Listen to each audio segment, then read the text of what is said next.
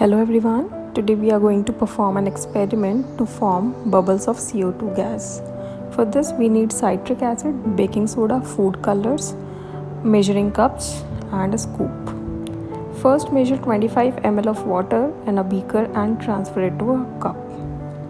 After that we are going to put 2 drops of yellow color and 2 drops of blue color.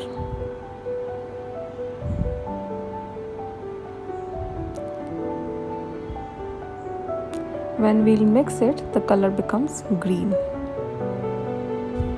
Now in the another cup, take 1 scoop of baking soda and 1 scoop of citric acid.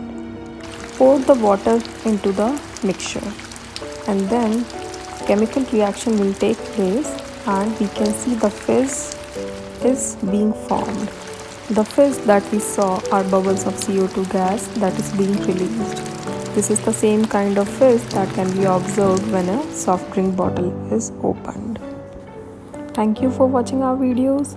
If you like our video, then please like, share and subscribe to our channel.